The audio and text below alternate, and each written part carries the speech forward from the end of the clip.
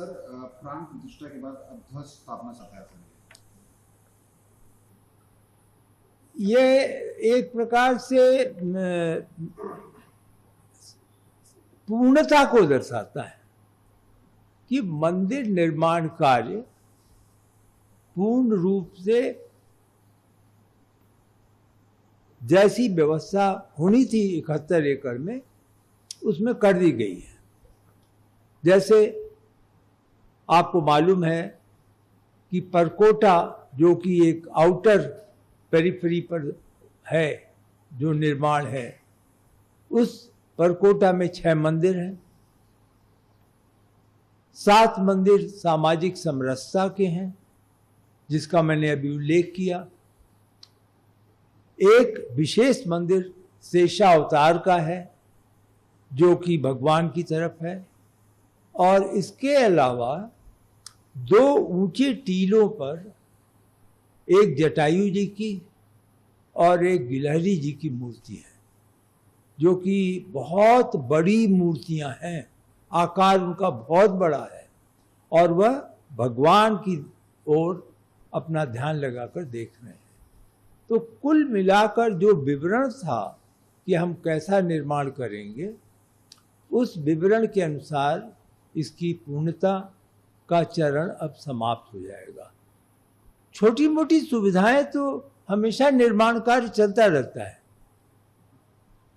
वह तो लगभग मंदिरों की परंपरा रही है कि कुछ न कुछ तो बनता है, कुछ नए सिरे से बनता है, श्रद्धालुओं की आवश्यकता के अनुसार बनता है।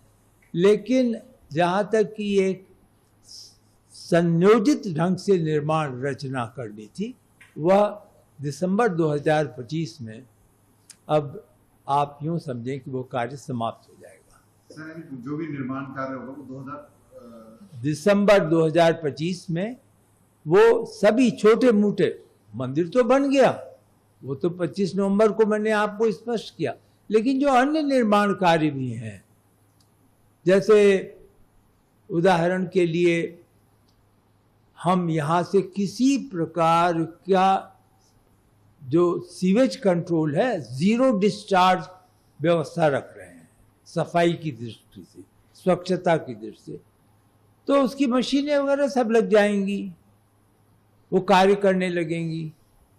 तो इस प्रकार की जो सुविधाएं हैं, बिजली की, वाटिका,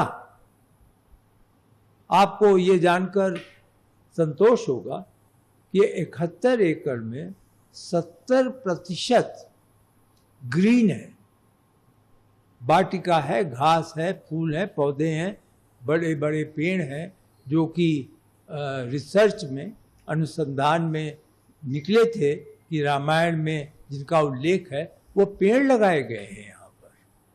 तो इस प्रकार की चीज़ें जो हैं वो सब कुछ पूर्ण हो जाएंगी। निर्माण तो केवल 30% में है, 70% जमीन में ग्रीन व्यवस्था की गई है।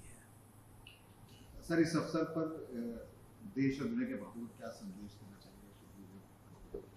उस संदेश के लिए तो आपको प्रतीक्षा करनी होगी, क्योंकि वो तो प्रधानमंत्री जी संदेश देंगे और इसीलिए वो तिथि बहुत ही पवित्र तिथि घोषित की गई है।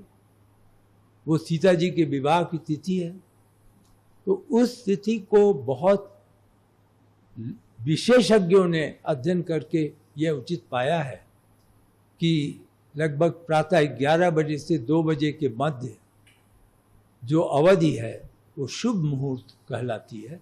उस मुहूर्त में प्रधानमंत्री जी आएंगे तो संदेश तो उनके माध्यम से ही हम लोग सुनेंगे। Subscribe to One India and never miss an update. Download the One India app now.